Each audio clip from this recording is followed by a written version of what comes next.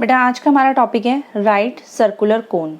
Circular cone के बारे में पढ़ेंगे, यानी कि राइट सर्कुलर कोन। सबसे पहले अगर हम कोन की बात करें तो आप सभी के माइंड में ये फिगर आती है कि ये एक कोन की फिगर है, ठीक है। अब बात आती है राइट सर्कुलर कोन कैसा होगा, तो ध्यान से सुनिएगा बेटा। एक ऐसा कोन जिसका बेस कैसा होना चाहिए, सर्कुलर होना चाहिए, जिसका बेस सर्कुलर होना चाहिए। अब बेस सर्कुलर है तो ये यहाँ से यहाँ तक जो पॉइंट है, ये ए मार्क किया मैंने, ये बी, तो ये ए बी क्या हो गया, इसका डायामीटर हो गया। और ये पॉइंट बीच में जो मैंने लिया ओ, ये क्या हो गया, इसका सेंटर हो गया, ठीक है। और यहाँ पर एक ही वर्टेक्स होता है, आपको पता है कि कोन में सिर्फ एक सिंगल वर्टेक्स निकल के आता है, ये ऊपर टॉप पर। इसको मैंने सी नेमिंग कर दी इसकी। अब अगर मैं इस ओ और सी को यहाँ से कनेक्ट कर दूँ तो ये एक 90 डिग्री का एंगल बनाते हैं यहाँ पर ऐसे, ठीक है। तो यहाँ पर क्या होना चाहिए, अगर राइट सर्कुलर कोन की बात करें, सबसे पहली चीज उसका बेस सर्कुलर होना चाहिए। और बेस एंड वर्टेक्स के जो बीच का एंगल होता है, बेस एंड वर्टेक्स जो मिलकर एंगल बनाएंगे वो क्या बनाएंगे, 90 डिग्री का एंगल फॉर्म करेंगे। क्लियर है क्लास?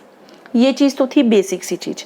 अब बात आती है इसमें कि हमें इसमें तो फॉर्मूलाज भी पढ़ने हैं भाई। इसमें कर्व्ड सरफेस एरिया निकालना पड़ेगा, इसका टोटल सरफेस एरिया निकालना पड़ेगा। तो उसके लिए हम इन चीज़ों का कैसे कैसे यूज़ करेंगे वो अब हम डिस्कस करते हैं। तो देखिए बेटा, सबसे पहली चीज़ ये जो ए बी अभी मैंने आपको बताया कि ए बी क्या है, डायामीटर है इसका। क्लियर है क्लास?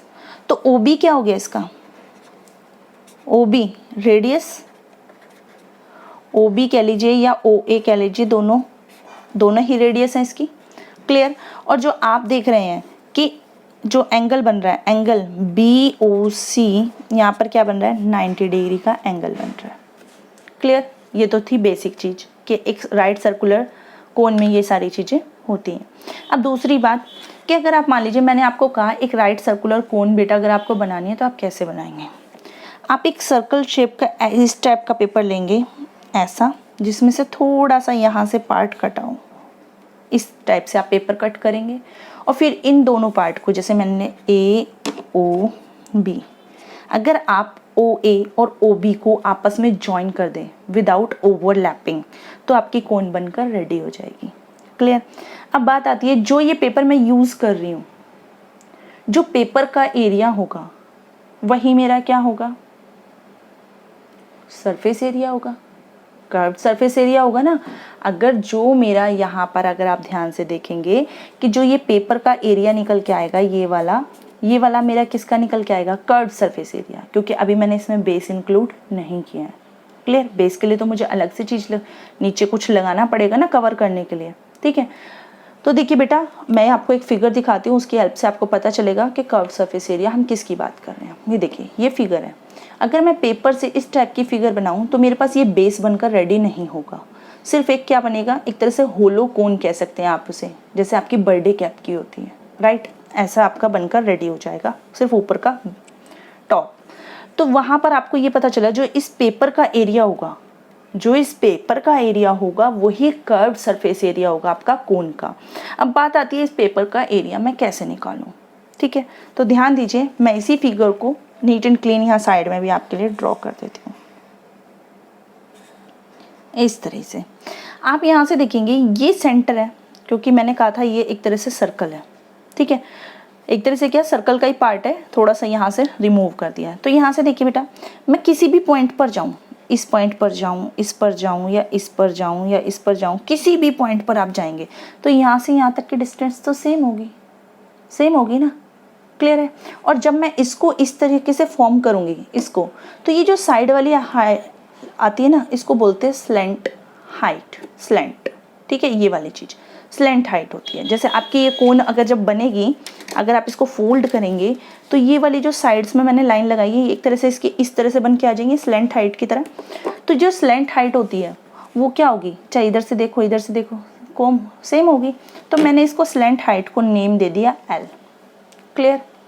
अब यहाँ से ये बात आती है कि ये तो हो गया, अगर मैं छोटे छोटे ट्राइंगल्स में कट कर रही हूँ इसको, भाई ट्राइंगल ही तो फॉर्म हो रहा है, यहाँ से यहाँ तक देख लो आप, चाहे यहाँ से यहाँ तक, तो उस केस में इसका क्या है, स्लेंट हाइट सेम है, यानी कि ट्राइंगल की हाइट हर एक की सेम रहेगी, बट अगर हम उसकी बात कर रहे हैं उसके बेस की तो बेस आप देखिए ये सर्कुलर उसमें है, बेस इसका सर्कुलर है, यहाँ से यहाँ तक पूरा सर्कुलर बेस है ना इसका।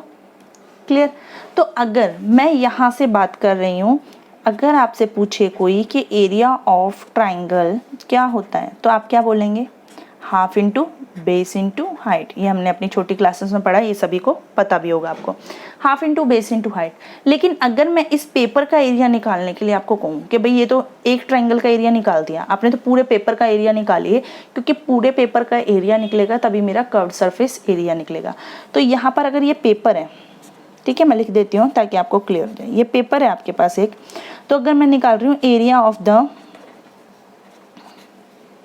एंटायर पेपर, पूरे पेपर का एरिया निकालूंगी तो ये क्या होगा? Curved surface area of cone, उसके इक्वल होगा। ठीक है, यानी कि अगर मैं इस एरिया को निकालती हूँ, पेपर का एरिया जितना पेपर यूज होगा उसका एरिया निकालती हूँ, तो मेरा कर्व्ड सरफेस एरिया भी निकल आएगा। अब देखिए कैसे निकालते हैं भाई, यहाँ पर ये तो डिफरेंट ट्राइंगल से मिलकर बना है, तो एरिया ऑफ पेपर क्या होना चाहिए? पहले फर्स्ट ट्राइंगल लेंगे, हाफ इंटू बेस क्या है? बेस क्या है? मैंने अभी बताया कि बेस तो सर्कुलर है, तो पहले वाले को मैंने B1, B2, B3 and so on ऐसे आगे कंटिन्यू कर दिया। बेस सर्कुलर है इसलिए मैंने इसको पहले वाले को लिया B1, और हाइट मैंने बताया था जो हमारी स्लैंट हाइट होती है यानी कि L, वो होगी। पहले वाले ट्राइंगल की बात हो गई, फिर इसमें अगला ट्राइंगल ऐड करेंगे आप ऐसे, हाफ इंटू B2 इंटू में L। ठीक है, ऐसे ही आप और भी ट्राइंगल इसमें ऐड करेंगे क्योंकि आपको पूरे पेपर का निकालना है। क्लियर है? अब यहाँ से देखिए आपको दोनों चीज़ों में जो आप एंड सो ऑन आगे लेंगे उन सभी चीज़ों में हाफ इंटू स्लैंट हाइट ये आपकी कॉमन आ रही है। रिमेनिंग क्या रहेगी आपका? B1 plus B2 plus B3 plus and so on. Clear है क्लास? अब अगर आप, मैंने अभी भी थोड़ी देर पहले भी बताया था कि जो इसका ये जो बेस है वो सर्कुलर है। देखिए यहाँ से ऐसे मूव करके ये पूरे सर्कल को कंप्लीट कर रहा है, तो यानी कि जो बेस है ये सारे मिलकर क्या बना रहे हैं? क्या है ये भाई? सर्कमफ्रेंस ऑफ ए सर्कल है। सर्कमफ्रेंस ऑफ ए सर्कल है ना, तो यहाँ पर since B1 plus B2 plus B3 क्या है ये? And so on equal to क्या है ये बेटा? Circumference. Circumference of the circumference of the circle. ठीक है, तो देखिए अब मैं इस रिजल्ट को कैसे यूज करूंगी कि ये सर्कमफ्रेंस ऑफ द सर्कल है। नेक्स्ट पेज यूज करते हैं। मेरे पास जो फॉर्मूला बन के आया था वो ये फॉर्मूला बन के आया था आपके पास, half into L into B1 into B2 into B3, और मैंने बताया B1 B2 B3 की जगह हम सर्कमफ्रेंस ऑफ द सर्कल लेंगे। तो फॉर्मूला जो बन गया मेरे पास, अब फॉर्मूला बन गया हाफ इंटू L इंटू में 2πr, क्योंकि सर्कल का सर्कमफ्रेंस तो यही होता है। क्लियर? अब 2 से 2 कैंसिल हो गया, तो आपके पास क्या आ रहा? πr L, ये रहा, और यही क्या है? पूरे पेपर का एरिया, और जो पूरे पेपर का एरिया है वही हमारा क्या है? CS से। Therefore curved surface area of the cone, curved surface area of the cone क्या होगा? πr_L। ठीक है, ये तो हो गया आपका कर्व्ड सरफेस एरिया। अब बात आती है आपके टोटल सरफेस एरिया। नेक्स्ट जो है वो है आपका टोटल सरफेस एरिया। अब हमें निकालना है टोटल सरफेस एरिया। अब टोटल सरफेस एरिया की अगर मैं बात करूं कि टोटल सरफेस एरिया क्या होगा, तो आपको पता है टोटल सरफेस एरिया क्या होगा। दोबारा कोन को ध्यान से देखिए, इसका ये कर्व्ड सरफेस एरिया, ये जो ऊपर का ये पोर्शन जिसको मैं मूव करके दिखा रही हूँ आपको ऐसे, कर्व्ड सरफेस एरिया प्लस में बेस का एरिया। ठीक है क्लास, तो इसका जो टोटल सरफेस एरिया हो गया वो हो गया आपके पास CSA प्लस में बेस एरिया। ठीक है, अब अगर आप ध्यान से देखें तो CSA क्या था मेरे पास? πr_L, और बेस एरिया, बेस क्या है? सर्कुलर है, तो इसका एरिया क्या होगा? πr²। पाई आर से पाई आर दोनों साइड देख रहे हैं आप कॉमन आ गया, तो पाई आर को आपने कॉमन ले लिया, यहाँ रहा आपके पास एल प्लस में आर। क्लियर है क्लास?